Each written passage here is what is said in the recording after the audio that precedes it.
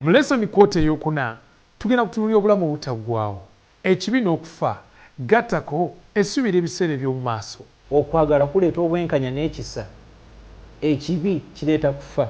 Tugenda kutunulira enteekateeka y'obulokozi nga bwe yabagibwa Mukama waffe Yesu Kristo. Olutalo olunene olwatandikira mu ggulu ate mwattu nga lugenda maaso n'okuyinda ku nsi kwe tuwangaalira. Kati buli lunaku tulwana ne wiiru yaffe okubeera discipline. Yo obadde okimanyi enti kano yakutondera kubeera mulamu emirembe gyonna. Eddembe lyenga Katonda yaliteeka wali ajja alokole ensi. Ye abaffe Mukama waffe Yesu Kristo okimanyi nti yakkiriza okufa okutufiirira nga n'ekibi tekinnabaawo. Ku lunaku Adamu ne Kaawa bayonoona, Kristo we yeeyimirira okutufiirira. Tusaba bakadde b'amakanisa, abasumba baffe okugattako n'abavubuka enjasa b'eggulu abasoosula ebyawandiikibwa. Lesson wiiki eno katuyigire ku bigere bya Kristo. Butereevu nnyo mukwano gwaffe ali ku 3ABN kubuuzaako mu linnya erisinga amannya gonna erya Mukama waffe Yesu Kristo. Yeebale kulabirira, yeebale kukuuma kutuuka ku ddakiika eno. Tukwaniza mu program lesson wiiki eno nga tusinziira wano ku Avento Media Productions era gwali ku YouTube. Nayo tukubuuzaako weebale nnyo okuba nti otambula naffe. Mu kiseera kino nzikiriza ate nkutegeeze nti tuli mu lesson namba 12, The Biblical Review, endaba y'ensi eya Bayibuli. Ndina abasumba baffe mu maaso wano. Musumba wange ku luuyi luli ye musumba Mulindwa Byasali. Sanyuse nnyo kulasebo. Musumba waffe avudde ku luuyi luli olwa Gayaza campus Katikamu. Katikamu Gayaza campus. Oza bwenti olina okukyatula. Kakati lili Gayaza Adventist Secondary School. Itibwa Gayaza Adventist Secondary School. Okay. Gayaza Adventist Secondary School. Musumba waffe tusanyuse nnyo ssebo kulaba. So nno wano wakati tukyali ba mukisa nga ali Bwengo ti musumba waffe tuli wamu naye. Amina. Musumba Ivan Sebagala Samuel. Tusanyuse okulaba. Nange nsanyuse okubasanga so. Kati nkyabuzaabuziddwamuko butya bwenkwanjula eri omulabi waffe. Ngenda ngambe nti musumba waffe avudde najja nankumbi ku kitebe oba ngambe nti omusumba waffe kati omulonde owa chaplains ne prison ku Uganda Union. Ekisembyeyo sebo kye kituufu. Kye kituufu bannange tuyozaayoza omusumba waffe nti Mukama amwongedde obuweereza nga kati yaweereza nga yakulira department ya chaplains prison ministry n'ebitambulirawo byonna. Akuti musumba tuyambako bonaabo twandise obuuza ku mulabi waffe. Omulabi waffe ayagala okutangazibwamu ku yafeesi eyo empya bwefaanana mu bufuzi. Mukama waffe yeebazibwe. Twebaza abalaba program lesson wiiki eno. Ate ssebo naawe omwanjuzi era omutesitesi weebale okutukubiriza n'okulaba nti programu eno egenda mu maaso era eri ku mpewo. Eri atulaba olw'okuba nti omwanjuzi yansabye okwogera ku nsonga eyo, Mukama ate yakkiriza ate obuweereza bwange bugende ku ddaala ery'obwa Ssaabalabirizi ye Uganda Union. Kyekitebe ekikulembera obwa Adventist mu Uganda era nga nasindikiddwayo olukiiko olwatudde olwa session olwatudde ku Imperial Botanical Beach and Hotel Entebbe era ne bannonda okuddukanya ebitongole 4 obwa Ssaabalabirizi. Ekitongole ekisooka kyekitongole ekya chaplaincy. Ekitongole ekya chaplaincy kikwatagana ku buweereza obw'ekkanisa mu institutions zonna, oba poliisi oba malwaliro oba magye wonna obuweereza bw'ekkanisa, parliament n'ebirala byonna. Then ekitongole ekyokubiri tukiyita campus ministries. Campus ministries bwe buweereza nga specifically bugenda eri abavubuka abali mu universities zonna mu Uganda. Akati ate n'ekitongole ekya kyetuyita possibility ministries be bantu abaliko obulemu mu Uganda yonna. It is a possibility, tukiyita possibility kubanga inability tuginyonnyola bwe tutyo netugamba nti omuntu alina inability obeera nga agamba nti talina busobozi kukola bintu birala byonna. Nkitegedde. Therefore disability is Yes. not inability. Okay. Kyetuva tukiyita possibility ministry. Wow. Tinaaba abaliko obulemu yonna gye bali oba tawulira oba talaba oba mulema alina obusobozi obukola ebintu ebirala bingi. Kanne kye kitongole nakimba then n'ekisembayo kye kitongole ky'ebyamakomera. Obuweereza bwaffe mu makomera gonna agali mu Uganda obw'ekkanisa y'Abadiventi. So ebyo bitongole bina. Sumba Uganda okuddukanya. Kama tubwebaza. Era munsabire Yes. Mukama ankozesa ekiseera kino kye bantadde mu buvunaanyizibwa obwo. Amagezi gali Sulemani Omukama ge yamuwa. Amiina. Agakuwe kuba kati ye takyaliwo. Kituufu. Kati ye agakwate bukwasa ate agakwase. Amiina. Omulimu gutambule. N'abakulembeze bonna abasigadde bwe tubasabira. Kuba ekkanisa okugenda mu maaso. Musumba waffe tusaba otubuuzeeko Musumba Bulindwa. Buuza ku mulabi waffe ali ku 3ABN saawa eno. Omulabi wa 3ABN nsanyuse nnyo okulaba ate mwebale kubanga mutwala obudde ne mutega 3ABN okuli ebigambo ebyessuubi ebituzimba okuyita mu nsi muno ate okutwala ddala mu nsi esuubize. Nange nfunye omukisa gw'amaanyi ate nebaza Mukama olw'omusumba Sebaagala nga ye mukama wange kubanga nze ndi chaplaincy. Okay. Nfunye omukisa gw'amaanyi kubanga ng'akyali obanga mbe mubisi mu programu mu bitongole oba mu kitongole ebimulondeddwa ku Uganda Union ate funye omukisa nti nze omu ku bantu abasose atokolako naye kifo ekifaanana bweki n'olwekyo nebaza Mukama olwekyo. Amiina. Otherwise nva mu Gayaza Adventist Secondary School nga chaplain era babatumidde bategeddeko nti nja kuba wano. Tukwebaza Katonda waffe kubanga okikoze n'okkiriza okutuwa ekiseera ekifaanana bwe kiti ekirungi okugabana n'abantu b'ekigambo kyo okuva mu kulungamizibwa kwa lesson. Katonda waffe omulungi tukusaba nga tukwegayirira oyogere gye tuli. Ekinyusi kya lesson tusobole okukitegeera tumanye engeri Bayibuli gyerabamu ensi enayo Mukama. Bwe tutyo ensi ebeerenga erina okubeera influence okukola nga Bayibuli bwegamba.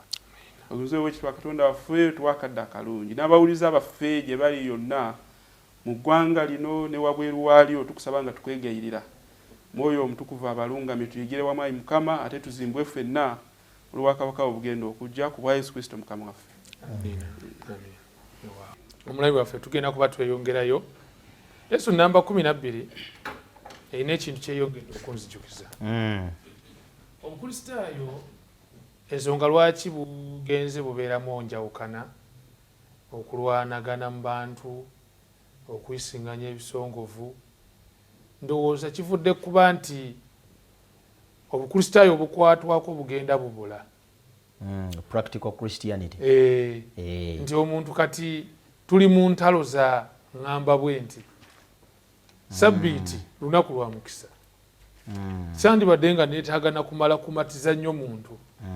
Omukisa gwa Sabbiiti yandibadde asobola nayo genda n'agikuuma n'agwekwatirako. Kituufu. Kitundu ky'ekumi. Seetaaga kyogera nga theory, it's something you can touch. Kirimu omukisa gwakyo. Era neebaza nti ekirubirwa kya lesson eno namba 12 kyakuyambako omukristaayo otegeera nti waliwo ensi kyesobola okukwatako okuyita mu mpisa zo neetegeera nti really essuubi liri ery'obulamu butaggwaawo ebirungi byalo osaana obiregako ng'okyali wano ku nsi. Kituufu. Kansubire kyalubirira. Kuba eno gye tuvudde tubadde tuli mu arguments emiriro gya Geyeena tulabye ku nnyiriri ezimu ezitategerekeka. Abafu tebafiira ddala emizimu abasamize. Ng'olaba tuli mu ntalo za ng'obiraba otya. Biraba nti nange mbiraba bwe nti. Naye kati wano we tutuuse tugenda kuba twetegereza ensi bwe yandirabye omukristaayo okusinziira ku Bayibuli. Singa oyise mu maaso ga Bayibuli galubindi z'oyambala bw'oyambala galubindi za Bayibuli ensi erabika etya? Kubanga omanyi bw'ossaako galubindi nga obulabirwamu bwo bwa kiragala n'ogenda ebweru otandika okulanga buli kintu kyonna kya kiragala. Oteekako papo otandika okulanga buli kintu kyonna kya papo. Oteekako enziyivu zino n'omusana ne guba gwaka nnyo olabanga ogutaliiwo olabanga ekiddedde kati bw'oyambala gaalubindi nga za bayibuli ensolo giraba otya omanyi ekirungi ku kino Musumba kuba era so njoleza ate enyambi okwagala okitegeera tusobola okutambula mu nsi gwe ng'olaba musana gwaka naye ataddeko gaalubindi nga yalaba gwazikidde dda gwe bintu biraba bya papo naye nga manya biraba bya bulijjo naye bw'oteekako gaalubindi nga zaakakubi yoli abalaba kakubi yekka tusobola okuba mu nsi nga tuli babiri naye nga buli omu ensi agiraba mu ngeri yanjawulo kati yo bayibuli eraba etya ensi we wakulu awo kama yeebazibwe kweganda nayagadde olunyiriri luno olw'okujjukira luli mu kitabo ky'Abasalonika. Abasasalonika Pawulo ono yawandiikira ekkanisa eno ng'agezaako okujanjulira kiki kyayagala yetuukeko. It's kind of a vision. Vision y'omubuulizi w'enjiri mu babuulira yandibadde etya.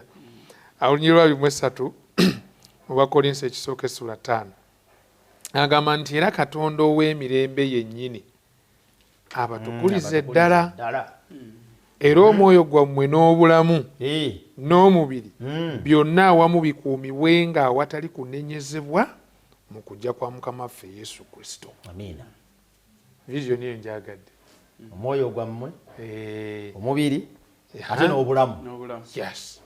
Byonna mu muntu atya omu akakulu bikuumibwe awatali kunenyezebwa okutuusa Yesu lw'anadda. Ekyo kituufu. Kati ensi bwetyo bw'erengerayo Bayibuli bwetyo bwekuba yo Bayibuli bw'etandika okutunulira bwetyo omuntu emulaba ng'ekintu ekiri awamu ekirimu entities esatu eraba body eraba soul eraba spirit. Yeegamba nti byonna biri mu Yonasaani matovu awo waali wayogerera ati naawo byonna biri mu yaawo omuntu no awo n'omuziba waliwo disclaimer gye tulina okukola ekituufu kubanga gye tuvudde eri emabega yonna tubadde tukyatulalunye nti omuntu bw'afa tewali kisigalawo. Naye Bayibuli yiina ereese ebintu bisatu mulimu spirit, soul and body. Byonna biri muntu omu. Kati integration awo ogezaako okubikwanaganya abitegeerenga ate ku bye yayize luli tabuzaabuzibwa kubanga wano mu Nyanjula batuwadde ekigambo ekirungi ekiyonjo nti waliwo globalization kwegamba obubaka obugenda okumaamira ensi yonna. Ekisooka obubaka obugenda okumaamira ensi yonna obwogerwako bwe bw'omulabi wa Kristo. Ku Bikolwa 13 oyogera ku nsolo eyo y'emitwe 7 n'amayembe 10 eva mu nnyanja ekiwundu kiwona ensi yonna egisinza tola nti obuyinza bwawe bwa nsi yonna. Then n'alaga enjiri ey'emirembe n'emirembe ate nga naye ebuulirwa mu nsi yonna. Kati n'alaga nti waliwo wano okusika omuguwa waliwo abali ku lw'ensolo n'abali ku lw'enjiri ey'emirembe n'emirembe oba ku lw'omwana gw'endiga. Kati ng'omukristaayo nina okukola nange okusalawo era statement enayagadde wano yabaddeyo okulabula y'amaanyi. Ellen White yagambye nti through the two great errors, the immortality of the soul and the Sunday sacredness, Satan will bring the people under his deceptions. Okuyita mu bulimba obw'emirundi ebiri omuli ekisooka omwoyo ogutafa immortality of the soul oba immortal soul n'okutukuza Sande.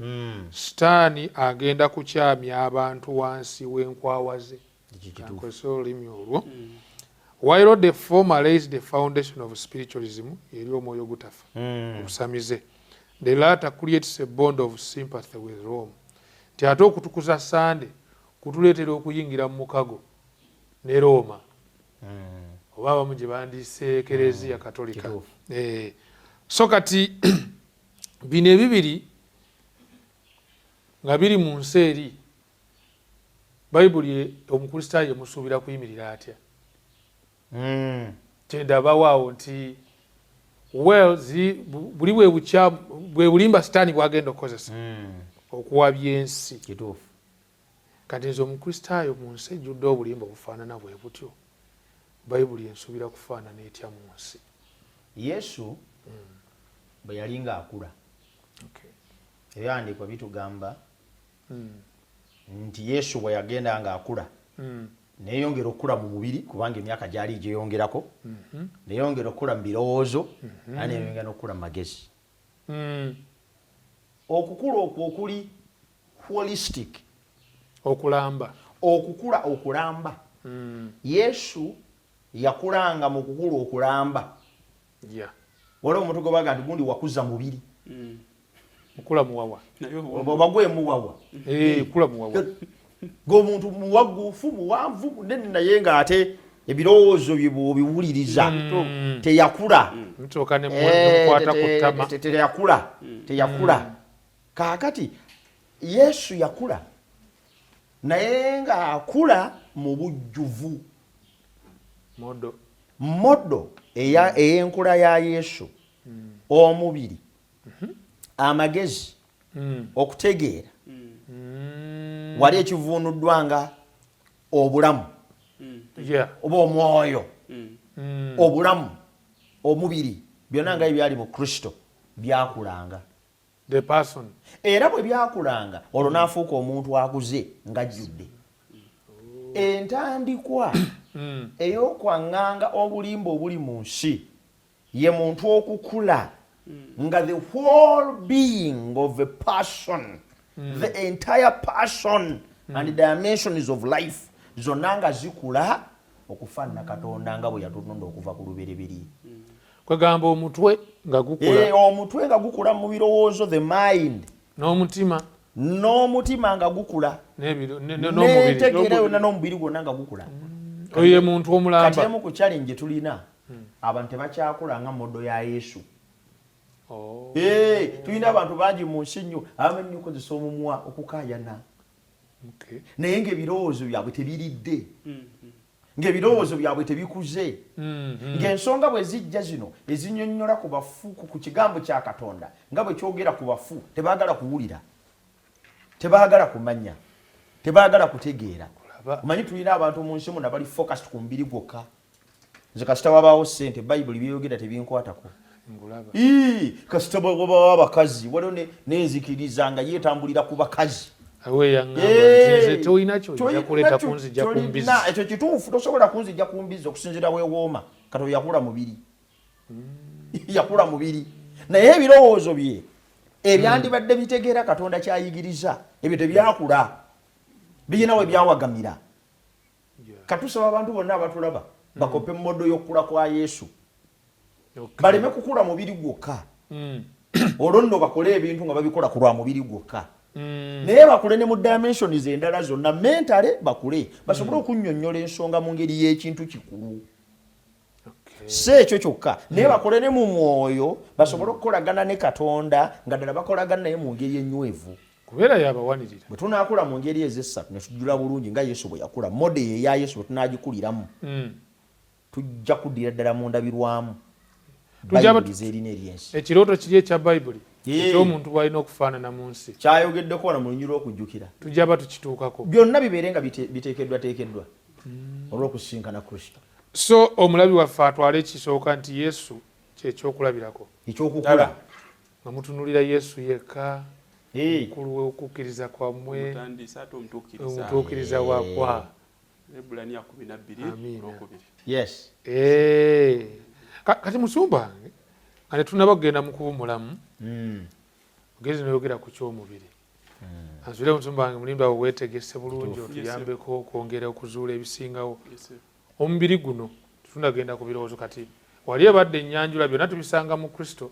Omubiri gukula, ebirowoozo bikula, amagezi gakula, n'amagezi gakula, intelligence ne spirituality onangalake ne body. Basumba wange simanyi oba kannyonnyodde no mu maaso. Social life in favor with the man. Kolagana ina abantu. Nga naye ekula. Kega omukristaayo mu bantu taba kisibu. Aba mukisa. Kituufu. Okay. Kano musumba wange body as a temple. Omubiri nga yeekaalu. Yes, sir. Bayibuli egambye nti emibiri gyammwe eyeekaalu Mwoyo Mutukuvu mwatuula. Waliwo enjigiriza oba endowooza wanaziyise eziva mu Buyonaani abaali balowooza nti omuntu alimu ebintu bibiri, body eno nga kitundu kirala, entity endala nnyo, ate n'omwoyo entity endala. Era endowooza yaabwe egamba endowooza yaabwe egamba nti omubiri guno komera, omwoyo mwaba asibiddwa oba omwoyo gw'omuntu waba asibiddwa. Era bw'amala okufa, singa omubiri guno gufa, omwoyo avaamu naawe, omwoyo gw'omuntu guvaamu ne gubeera naawe free, kwegamba nga komera eyo gusumuluddwa mu komera, ndowooza ya buntu.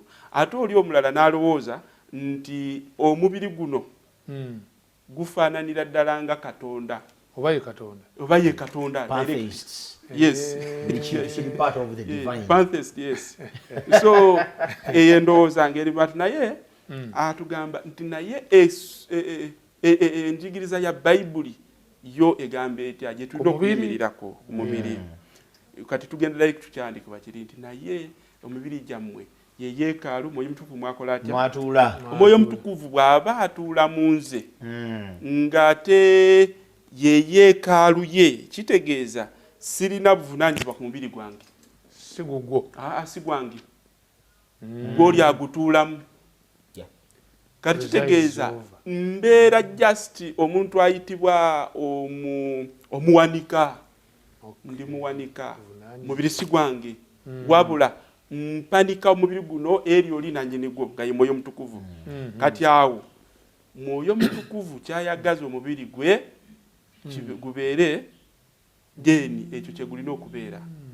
Nze sirina buyinza ku mubiri gwange. That's why bw'oba ogugyewo obulamu, that is murder case. Kubanga si kikyo. Singa nina obuyinza ku bulamu bwange, kitegeeza even if I kill myself, tewali buzibu bwonna. Naye bingi nti si gwange, then sirina buvunaanyizibwa ku gwo. Then kitegeeza ndina okuddayo yennyini mubiri, akubuulire bw'olina okukwasaganya ntya, nina gutambuza ntya, biki bye nina oguteekamu. Then abo gunaatuukirira yeekaalu entuufu, Katonda mwennyini mwakola atya? Mwatuula. Ngutambuziza ntya, ngwambaziza ntya, ngulisiiza ntya, biki bye ngukozesezza. Waliwo abatera okugamba nti ndeka ndi wa bulamu bwange, ndi wa mubiri gwange, balimbajja mu mbaawo, obulwadde buyinza okalakata omuntu ate kenyini agamba setegeera bulungi, setegeera nombuuza kakati gwe omubiri gwo obadde webanda nti mubiri gwange ate lwaki teweetegeera? Lwaki teweetegeera? Kubanga si gugwo, waliwo agutegeera okusinga. Yes, n'olwekyo emibiri gyaffe ffe bennyini abantu tetuli ku bwaffe, wabula waliwo atunako obuvunaanyizibwa. Behind our lives there is God himself. Emibiri gyaffe gino yagirabirira. It is our religious duty. Buvunaanyizibwa bwaffe ng'abakkiriza. Yes. Okukakasa nti emibiri gyaffe mu mbeera yonna mwe giri gigulumisa Katonda waffe era gimuweesa ekitiibwa. Kuba gijje. Kubanga gijje si gyaffe. Ate twatondebwa mu kifaananyi kye. Tosobola kubanga watondebwa mu kifaananyi kya Katonda. Ate ekifaananyi ekyo n'okitattana. Bantu battattana ekifaananyi kya Katonda. N'okisiiga enziro n'akwata bino n'asiiga wano, oli n'akwata bino n'ateeka wano. Oli Katonda by'ataamuteekako n'abiteeka nako. Obukookwe bwamuwa butono n'ayongerako obukomeri mu bbanga. Bisiige n'abika. Kati bano abasiiga enjala Musumba w'obagambiddeko. Katonda bw'akuwa enjala ekika kino, lwaki ate ozifula emyufu?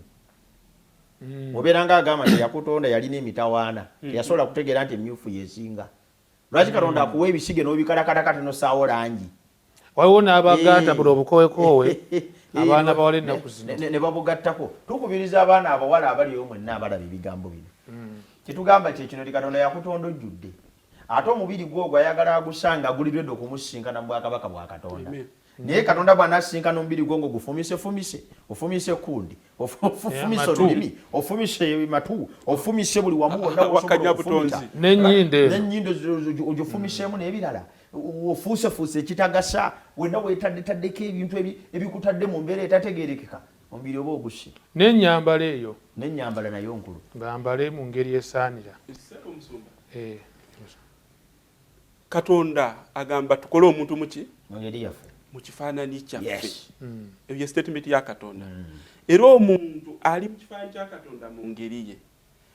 Kati wija sitaani wajja. Omanyi sitaani atukubisa psychology.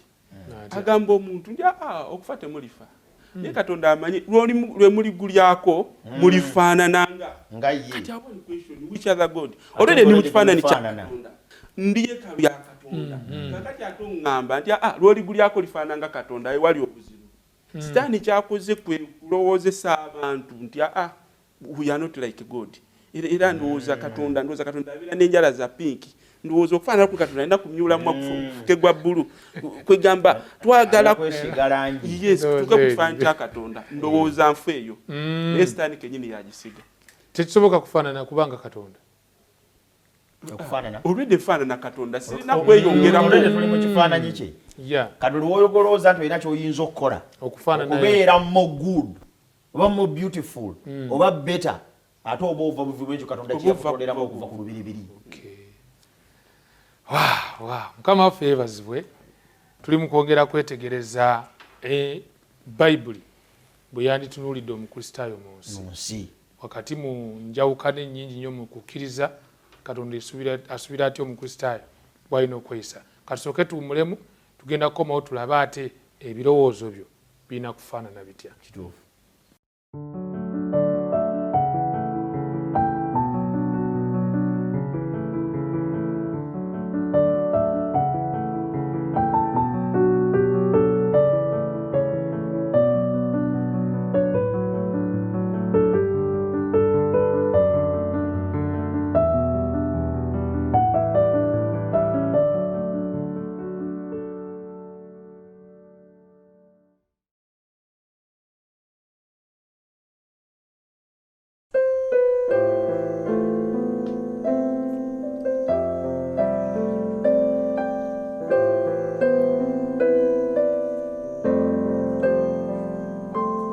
Okuyimba kitundu mu kusinza mu mpya ez'omugulu. Bwe tutyo tusaanye okufaayo okusinza kwaffe okufaananya n'okwo okweggulu. Mu program Yimba Nange nkuleetera choirs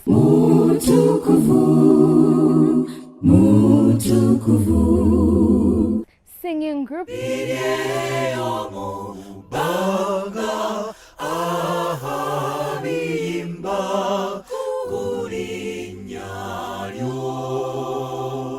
abayimbi ssekinnoomu n'abakubi b'ebivuga nga batendereza Katonda mu nnyimba ezisitula ebirowoozo byaffe eri omutonzi. Tosubwa program Yimba Nange wano ku 3ABN buli Saturday okuva ku ssaawa 2 okutuusa ku ssaawa 3.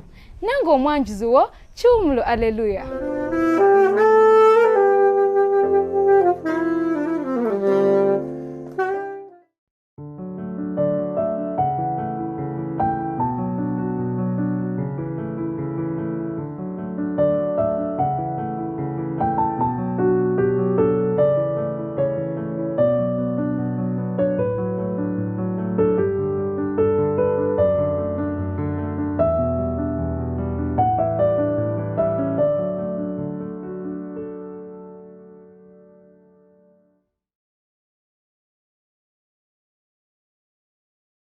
Tukulisayo mukwano gwaffe mu kuwummulamu.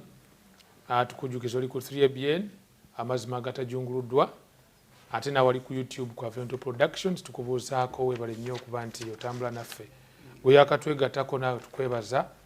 Tugenda mu maaso n'okwetegereza ekifaananyi Bayibuli kyerina ku muntu bw'alina okubeera mu nsi. Era nga tukomye tulabye nti omubiri gw'olina ogwo si gugwo gwa Katonda. Era nga ye nnyini gwo yalina mani entuufu gy'olina okugoberera mu kugulabirira ng'omuwanika. Katwala kwetegereza ekifaananyi ky'omukristaayo ku bwongo. Kituufu. Kuba waliwo ekintu kye nali nsoma juzi kyamba byonna omutwe.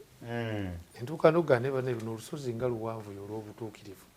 Pawulo alina wagenda n'awanjagira naga bwe njagala okukola ekirungi nesanga nkola kibi. Balumi musanvu. Ate kyendaba ekirungi sikikola. Okwagala okukola ekirungi kundi kumpi naye okukola kundi wala. kati mind kije neetaaga okusobola okukola okitegeeza nti waliwo ekyetaaga okukyuka. Bwe twogera ku kigambo okukyuka abantu bangi nnyo abatulaba ekigambo okukyuka bakitunuulira mu ngeri oluusi nange ze neewuunya.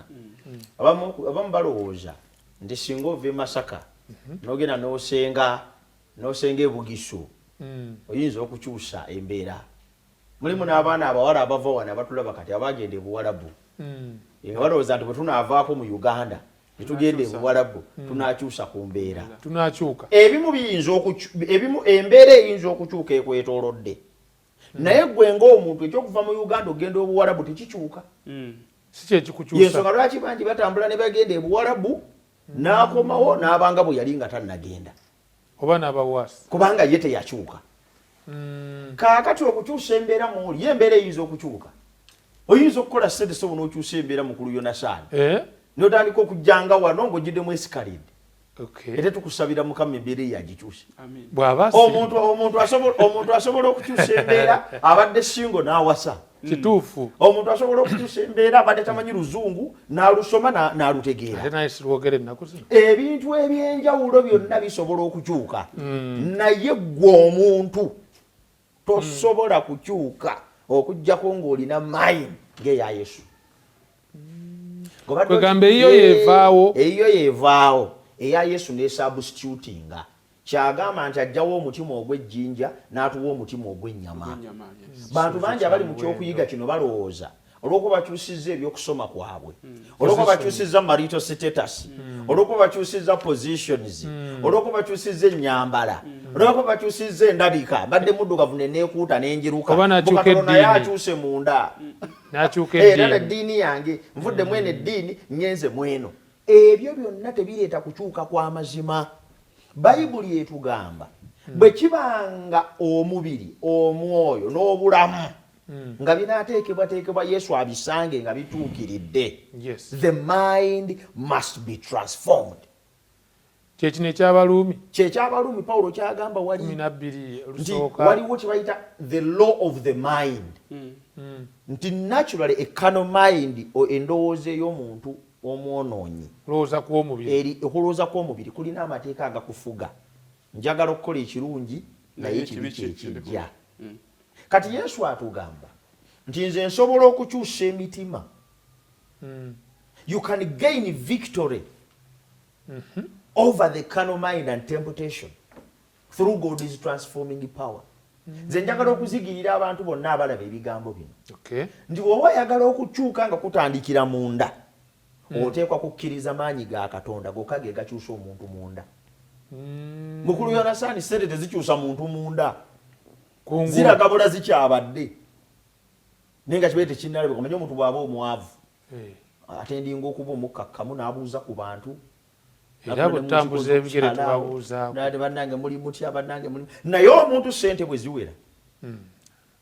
Anti n'obuvunaanyizibwa bweyongera. Ekibadde munda kitandika okulabika. N'abakyala abamu baliyo bafumbirwa abaami baabwe nga bakyali bavubuka. Kati emyaka gitambudde. Musajja atandise ofuna kaseeti, atandise okugula ku mmotoka.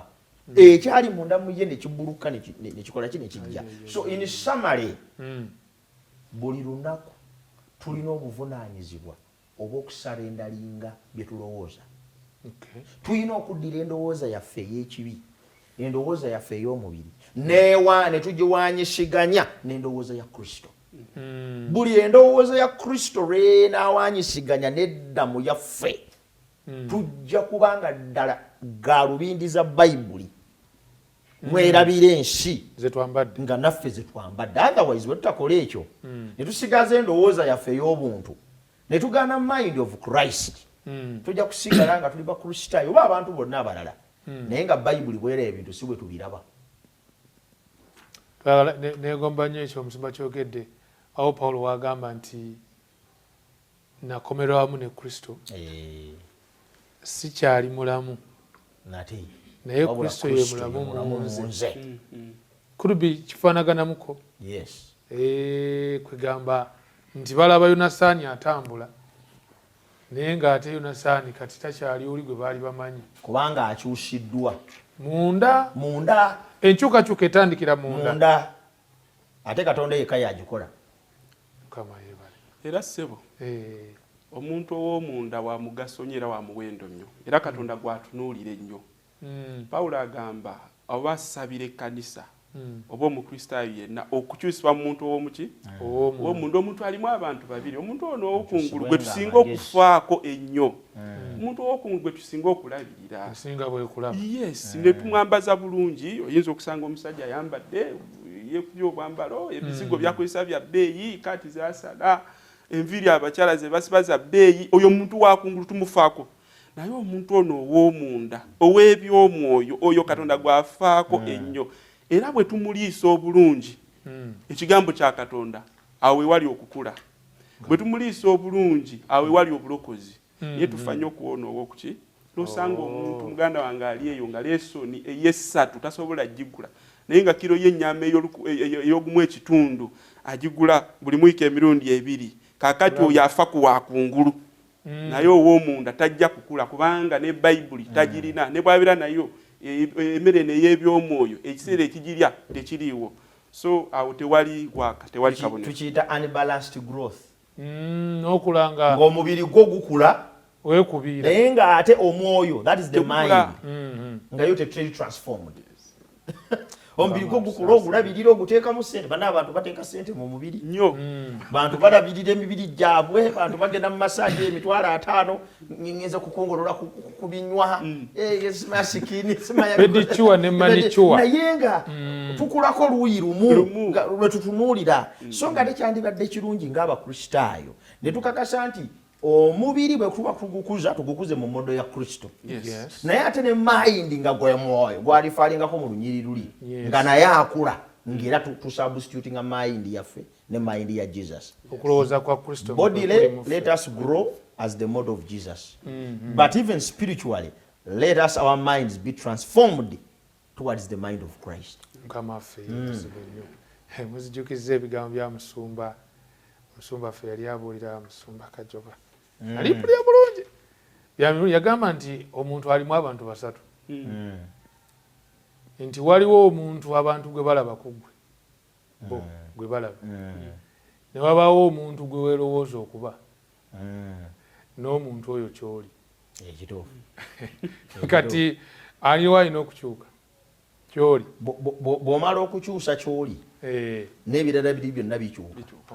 Actually ky'oli bwe kiba kikyuse bire birala biba tebikyalina nnyo mugaso. Engeri abantu gye balabamu omuntu si y'ensonga, naye kyali y'ensonga. Kyali y'ensonga. Mind of Christ yeyina okubanga ky'oli kasita ebeera mu ffe. Kati abantu bayinza okulaba kye bandyagadde okulaba, naye mind ya Kristo eba mu ffe, then we are fine. Era kibeera kya bunanfuusi nnyo okubeera nga wano kungulu olaga kirala naye nga munda toli sumaati. Kati ekyo Katonda tekyagalira ddala. Tekyagalira ddala. Kyetufaako ennyo okufuula kungulu sumaati naye nga munda tuli bananfuusi nnyo. Ng'emitima mivundu gijjudde enkwe mwenya kungulu, ow'okungulu amwenya, ow'omunda munyiivu. Anoonya akaseera wakufunira mu tageti zo akukola ekyo n'ekikyamu. Ensi eyo okulabula kuwabula kukuno Bafilipi essula 4 olunyiri olw'omunana lugamba nti ebisigaddeyo abooluganda eby'amazima byonna, ebisaanira ekitiibwa byonna, eby'obutuukirivu byonna, ebirongoofu byonna, ebyagalibwa byonna, ebisiimibwa byonna, obanga waliwo obulungi obanga waliwo ettendo, ebyo mubirowoozenga. Eyo mayindi ya Kristo. Yes. Mu nsi muno gye tuwangaaliramu. Kristo tuyinza musangawo ng'ali ku kapica kali akaffe abuyita busoopu. Situyinza sanga Yesu ng'ali ku soopu bw'ali mu kulaba soopu adduka kudda eba tennaba kuba transformed eri omukristaayo. Waliwo gwe nakigamba naŋŋamba nti tetufunako obudde waffe obw'eddembe.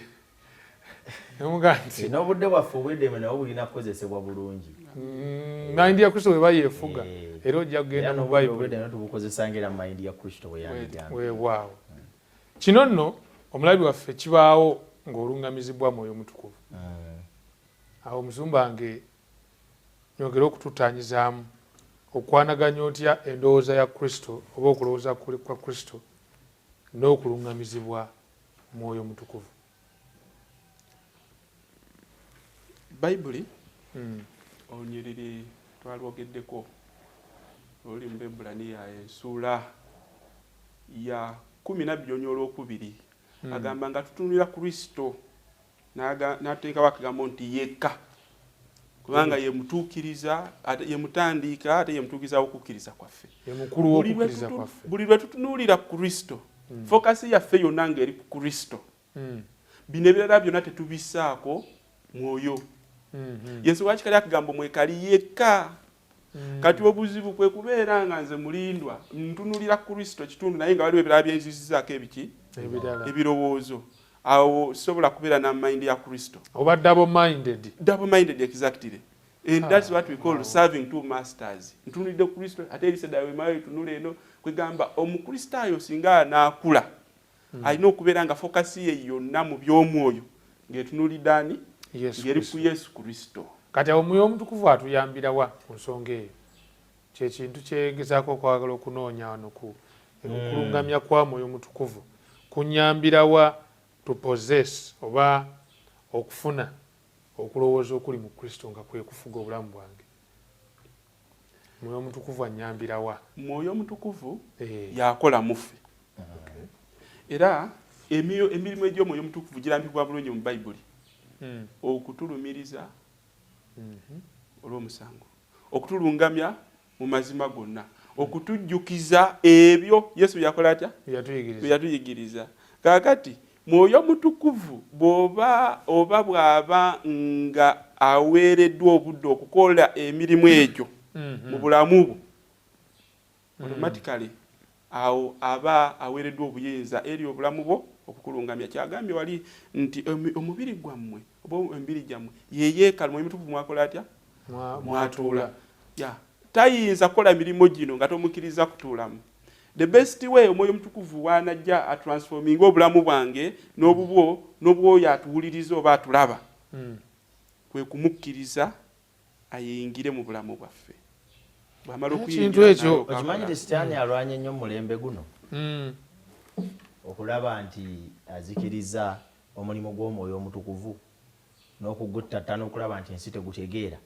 Era guidance eyo omanyi nti guidance ya Holy Spirit olwaleero abantu bagirabanga okugwa ebigo.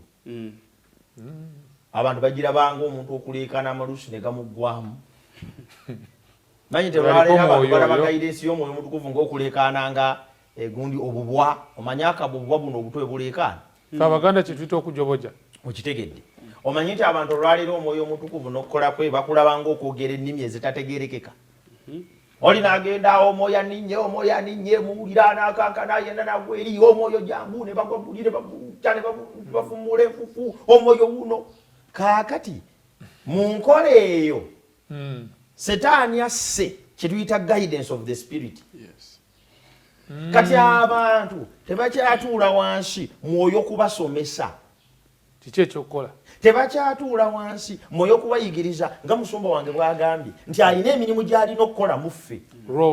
Naye emirimu gyonna gy'olaba omwoyo omutukuvu nti atulungamya mu mazima, atulokola, atuwa amaanyi, atuyigiriza, atulumiriza ekibi gy'afa.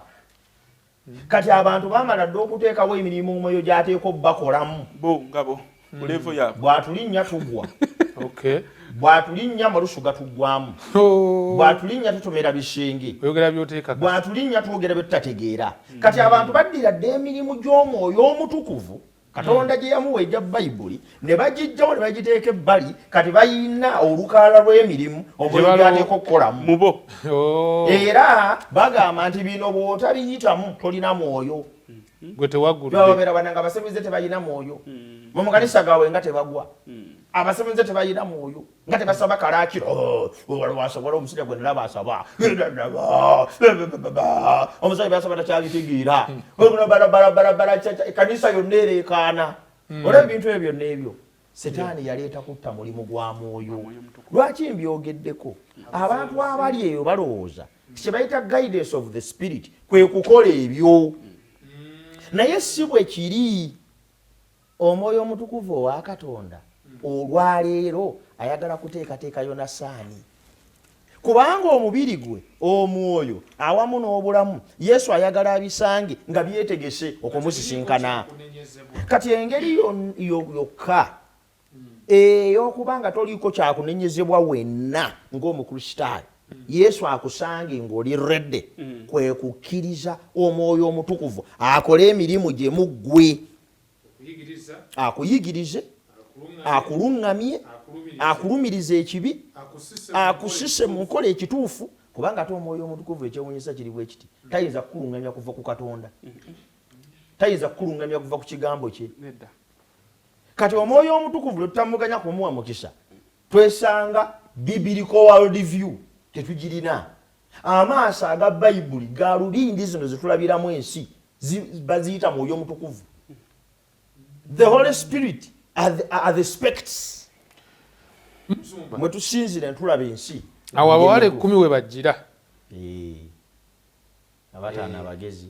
Abataano baali bagezi. N'abataano abasiru. Abataano abagezi baali beeteeseteese okuyingira mu mbaga ey'obugole. Nga balina n'amafuta gaabwe ag'ensiru. Ng'amafuta ago ye mwoyo mutukuvu. Era ke kabonero k'omwoyo omutukuvu. Kitegeeza nti abasiru baalina amafuta ne gaggwawo. Kwegamba waliyo kiyinza okubanga waliyo n'abakkiriza nga balina ekigambo Bayibuli nga yetabaaza naye nga tebalina mwoyo nga ge mafuta. Nyeba nga teyaka. Okay. Kubanga yalungamya asoma mwategeere. era ssebo yayogedde wano mu bikolwa bikola yatuma essuula ey'omunaana olunya olwokuna n'okweyongerayo yayogedde ku musajja ayitibwa Simiyoni. Omusajja Simiyoni omusajja omulaguzi eyali akola ebyamagero naye nga n'abayigirizwa n'abakola ebyaki naye bw'amala okutegeera neyegatta n'abatizibwa neyegatta ku kanisa n'alabanga naye yandibadde in fact bino ebikolwa by'omwoyo omutukuvu bantu babirabira ku levo ya kubeera serebu. Yalabanga abali ba serebu nange muyinza okunguzaako nga yagala kusasula bamuguze okubuulira. Kyenzudde waliwo abasajja omwoyo omutukuvu era Petero yakigaana n'agamba zikirira muli n'esente zo. Naye waliwo abasajja abanonyeza omwoyo omutukuvu nga baagala mukozesa bigendererwa byabwe. So si abakozesa nga Musumba bw'annyodde kati Katonda bw'agaanye okumubawa bo ne bagenda ne bamwenoonyeza ngeri endala waabwe. Kakati ekyo tuliko waliwo ebyoyoyo bingi ebize nga bikola ebintu nebikristo ebyobulimba nga Bayibuli bigamba mu Matayo 24 bingi bikola nebyamagero. Kakati nolowooza nti oyo muki mwoyo mutukuvu naye nedda si bwe kityo bwe kiri. Kwegamba omukristaayo gy'oli eyo twagala okujjukiza buli ku nkya twala kadde fukamire osabe Katonda agulewo omutima gwe okulungamizibwa mwoyo mutukuvu. Akkiriza amaanyi ago God given strength gakole mu ye osobola okukyuka. Sajja yakola statement yantiisa abasumba bange yagamba nti a church without the Holy Spirit is like a bus without gas. Kituufu. Ekkanisa omutali mwoyo mutukuvu ebanga bus eweddemu omukka. Omwasindikako namwe mujje musindikemu ng'ekitambula n'obuweereza buno bwenyini bwe tulimu tebunyuma tebugwoma nga mwoyo mutukuvu tabugabidde mukisa. Ne bwe kaba kapikipiki bupikipiki eyogenze wala ne kaggwamu amafuta okukasindika okutuuka wali petrol station mu bunafu bwako owulire ewaffe eri ennalo zaali otuyanirawo. Kale nno obufunze tukkiriza omwoyo omutukuvu atulungamye kubanga bw'atulungamye ate tweteekerateekera okujja kwani kujja kwa Mukama waffe Yesu. Era Musumba kyogereko kubanga wano mu kuwunzika tuli mu kwetegereza kye tuyita omuntu eyeeteeseteese olw'okulabika kwa Mukama waffe. Omanyi Yesu Kristo ali kumpi kudda naye ebiriwo mu nsi olwaleero bigezaako okulaga abantu nti Yesu Kristo ali wala. Ebintu ebitwetoolodde bizaako okutulaga nga abakyalina obudde obungi ku nsi. Ebintu ebitwetoolodde bigezaako okutulaga nga abakyalinayo ekiseera ekirungi era sobola okusuubizibwa ensi empya.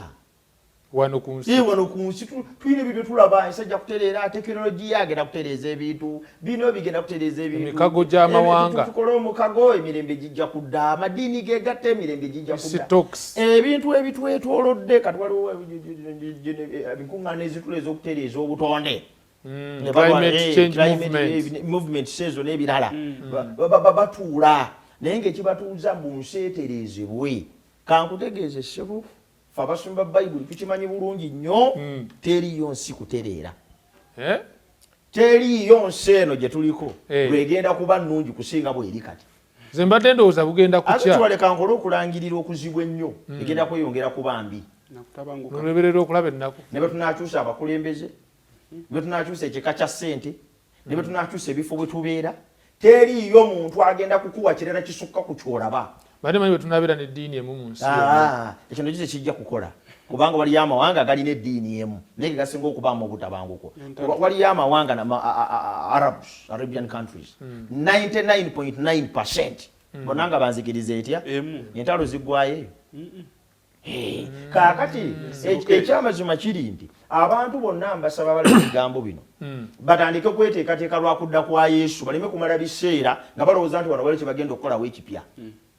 Kyekinyusi kyessaawa eno gye tulimu. Kyessaawa eno gye tulimu kuteekateeka bulamu lwa kudda kwani kwa Yesu. Olw'okuba tuteekateeka bulamu lwa kudda kwa Mukama waffe Yesu Kristo, kyekiva kibeera ekirungi omubiri gubeeredde nga gukula nga gukula olw'okukozesa Katonda ekitiibwa. Obulamu obw'omwoyo bubeeredde nga tulina mayindi eya Yesu Kristo. Tukirize omwoyo omutukuvu atuluŋŋamye kubanga yekka yasobola okutukulembera mu bulamu buno nga tutambula. Bwe tunaabeera ng'ebyo byonna tubifunye, olwo tujja kubeera abantu abeeteeseteese olw'okudda kwa Kristo. Ssebo ne nnyabala ebigambo bino olina omulimu ogw'okukola. Omulimu ogw'okukola kati gwe gw'okulaba nti wenna kwoli weeteekateeka. Bw'okuba tooki mu mutima gwo. Bw'okuba tooki mu bulamu bwo. Are you ready bodily? Are you ready spiritually? Kubanga bw'otaba mweteefuteefu Yesu Kristo ajja kuzza obwakabaka bwe nga talina gy'akutwala because you were not ready and set. Era baali beeteeseteese Bayibuli egamba. Bayingira mu mbaga. Abo baatwala. Obudde tebulina bwe bujja kukyusa. Nina ekibuuzo basumba bange. Nina ekibuuzo awo mu kweteekateeka. Omanyi gye tutambulira eyo abatuuze boogera nze gwange gwa batuusaako ebirowoozo bya bannayuganda. Kuva ku muntu oli owa wansi kigambibwa nti Mukama waffe aludde. Nti aludde nnyo Mukama waffe yagamba nti nzija mangu kuba bw'osoma ku Bikkulirwa 22 olw'e12 lugamba nti nzija mangu n'empeera yageri wamu nange okusasula buli muntu ng'omulimu gwe bwe gwali n'olunyiriri 2 era luga nti behold I come quickly. Ayogera ebigambo bino abikubikkulidde. Kati awo obwangu buno omuntu ddala nga kati tuli myaka 2000 gye tuyingidde. Katulina kumanya ani yayogera ye Katonda. Tafugibwa budde na biseera. Naye yali agamba ffe. Yagamba behold I come quickly. Ayogera statement eyo ye Katonda. Ng'agamba ffe. Kiringa bw'onaabe waka singa Mukama wakuwadde omusango osobola okwogera ne kamunyeera ntegerekese bulungi oba n'ensiri n'okigamba nti ajja kudda mu bwangu mwezi ngenda kugenda Kenya ngenda kusomayo emyezi 3 nkomewo kuggwe kiba kyangu kubanga ekiseera si kinene ensiri eba yafadda nga yazaala n'okuzukuza n'ezukuza okusinzira ku life span kakati gwe wiiki 3 si kiseera kinene naye eri ensiri wiiki 3 yeba yafa enkadde nnyo era ensiri ewezezza ensiri neemala eweza wiiki 3 batandika okugiteekamu mubamu kubawangadde naye ate eri ggwe wiiki 3 tezimala na mwana gw'ozadde yadde okwogera yadde okutambula. Kati ani ayogera statement eno agyogera ye Katonda. Katonda ayogera statement eno tezinyamangu tafugibwa budde tabala myaka 12 21 22 ebyo byaffe. Kati ffe tulaba ng'obudde buwanvu mu bonds of time. Naye Katonda yatusuubiza atabala biseera alaba nga kaseera katono nnyo wakati w'okugenda kwe awamu n'okudda kwe. Kyetuva tusaba abawulira ebigambo bino baleme okubisoma babivunulire mu tayimu y'abantu naye babisome nga babivunulira mu timeline ya Katonda. Kubanga maaso ga Katonda emyaka 1000 giringa olunaku lutya. Gane musumba mulindwa gwe ensonga eno eyo kwekalakasa okulimba kristaayo abamu nti yesu aludde oja adressing otya waliwo in fact n'abagamba nti bino byemugamba nti obubonero byaliwo era nti bize bibaawo kuva kutondebwa kw'ensi address yo ssebe eri omuntu oyo ayagala kuyambibwa. Bayibuli egamba nti n'enjiri eno ey'obwakabaka eribuulirwa mu mawanga gonna okuba omuki omujulirwa awo enkuba eyo n'eryoka ekola etya etuuka n'eryoka etuuka bw'olishuwa nti enjiri ekutuuseeko ey'amazima naawe olishuwa nti ogibuulidde eyo gy'oli abantu balyoke bagitegere Yesu alyoka akomewo kubanga Yesu mwenkanya nnyo tayagala kukwata muntu offside ayagala buli omu abeere ng'ali waleme kubeera waneekwasa nti ate tetwategeera omanyi twagala nnyo okwekwasa mu buntu twekwasa nnyo kati Katonda omugezi ennyo ekyenkanidde awo tayinza kukola bintu bibakwate offside down kubanga ye Katonda mugezi amagezi ge ga waggulu Bayibuli egamba ebirowoozo bye si bye ebirowoozo byaffe amakubo ge si ge makubo gaffe omuntu omu bakola research ne bazuula ng'omuntu omugezi ennyo ali 1% wise ate Katonda ali 100% wise nekizuula nti Katonda asinga omuntu 99%. God is wise than man. Ne bagamba ate omuntu ali 1% wise be bano bakola bino ebintu eby'amaanyi ebya technology abakola amamotoka abatamanyi kola wadde pen yatakolanga pen kakati toyinza kutandika kubuuza Katonda bwakugamba nti mu maaso ge olunaku olumu gy'emyaka 1000 that is his understanding musumba kyagambye ensiri life span yayo ntono nnyo omuntu mpanvu kati ya Katonda mpanvu because God is eternal is infinity takyalina plan y'okutuuka ku bizinga 84 ebyessese musumba in fact tusabire ekintu ekyo tusabire Mukama tukwebaza olw'omukisa gw'otuwadde bw'otulesonga nga tuli balamu oyebala ebirowoozo by'otuwadde byetwogedde ku lesoni eno ebisatu ebyo Mukama byonna biri wamu mu nze ne mu muntu oyo omulala alaba ebigambo bino tuyamba okuyita maanyi g'omwoyo w'omutukufu byonna biteekebweteekebwe olw'okusinkana kisakyo n'okwagalamu n'emirembe kitubeere ku bwa Yesu Kristo Mukama waffe bwe tusabiye amen. tweyanze nnyo mukwano gaffe okuba nti obadde naffe kutuusa gye tumuzikidde program lesson week eno tusaba Mukama akuyamba obeere mweteefuteefu olw'okudda kwa Kristo okusembedde ate nga ne mulamu obwa bulijjo oli muntu eyeegombebwa okusinziira ku Bayibuli nga bwetuwa ekifaananyi ekyo tukwagaliza sabbiiti ennungi.